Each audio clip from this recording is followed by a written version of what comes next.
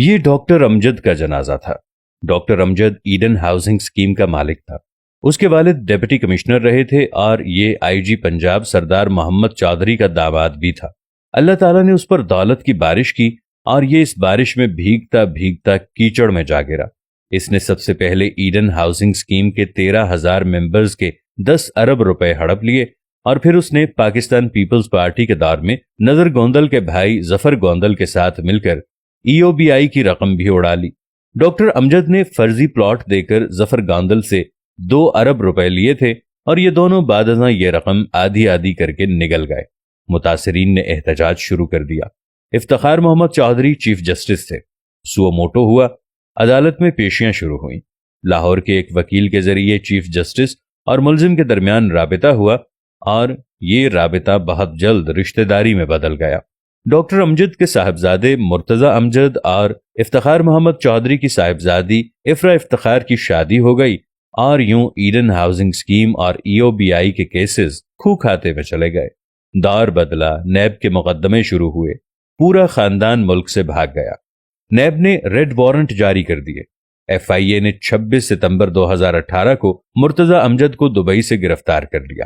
Lahore high court کے ایک جج نے ریڈ وارنٹ کو غیر قانونی قرار دے دیا اور یہ لوگ خاندان سمیت کینیڈا شفٹ ہو گئے۔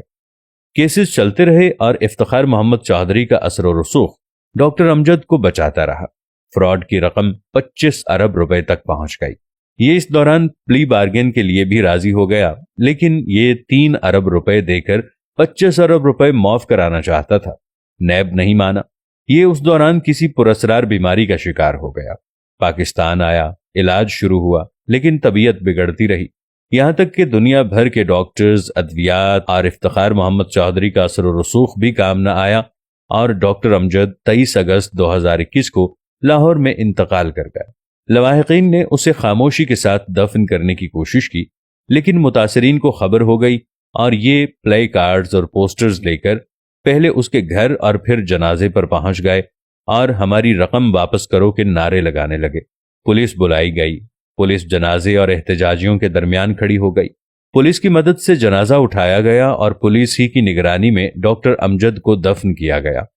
پھر اس واقعے کو 8 دن ہو جاتے ہیں، لیکن متاثرین اس کی قبر پر بھی آتے جاتے ہیں، جس کی وجہ سے خاندان نے وہاں گارڈز کھڑے کر دیے۔ یہ انتہا درجے کا عبرتناک واقعہ ہے، لیکن آپ اس سے بھی بڑی عبرت ملاحظہ کیجئے۔ ڈاکٹر امجد نے جس خاندان اور جن بچوں کے لیے 25 ارب روپے کا فراڈ کیا تھا، وہ جنازے کے وقت کینیڈا میں بیٹھے تھے اور ان میں سے کوئی شخص اسے مٹی کے حوالے کرنے کے لیے پاکستان نہیں آیا۔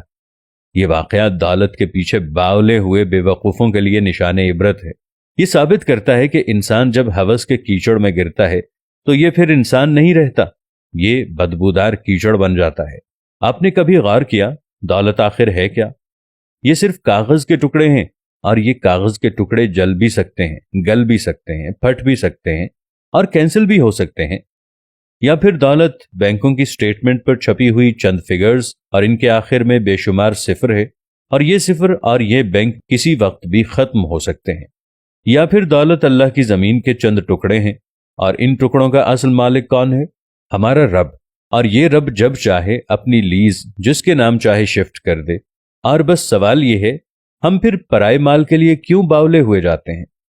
ہم زمینی ٹکڑوں، بینکوں کے زیروز اور کاغذ کے نوٹوں کے لیے بددعاؤں کی فصل کیوں بوتے ہیں؟ ہم لوگوں کی آہیں، بددعائیں اور لعنتیں کیوں اکٹھی کرتے ہیں اور کس کے لیے کرتے ہیں؟ ان کے لیے جو ہماری آنکھیں بند ہوتے ہی ہمارے مال کے لیے ایک دوسرے کا گلا کاٹنے لگتے ہیں، یا پھر ہم سے ہزاروں میل دور بیٹھ کر ابا مرحوم کہتے رہتے ہیں اور ہمیں دفن کرنے پرائے لوگ آتے ہیں؟ میں اکثر اپنے دوستوں سے عرض کرتا ہوں، آپ کی عمر اگر 50 سال ہو چکی ہے تو آپ پلیز اپنی چارج شیٹ سے گناہ، ہرس اور فراڈ کو خارج کر دیں۔ آپ نے جس سے معافی مانگنی ہے مانگ لیں، جس کو جو دینا ہے دے دیں، اور جتنی توبہ کرنی ہے کر لیں۔ آپ کے پاس زیادہ مہلت نہیں ہے۔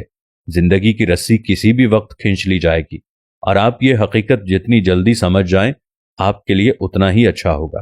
اور آپ یہ بھی جان لیں، چیونٹیوں کا اکٹھا کیا ہوا رزق ہمیشہ چوہے کھاتے ہیں، لہٰذا خدا کے لیے چیونٹیوں کی زندگی نہ گزاریں، اپنے قد سے بڑے دانے نہ کھینچیں اور اپنی ضرورت سے زیادہ جمع نہ کریں۔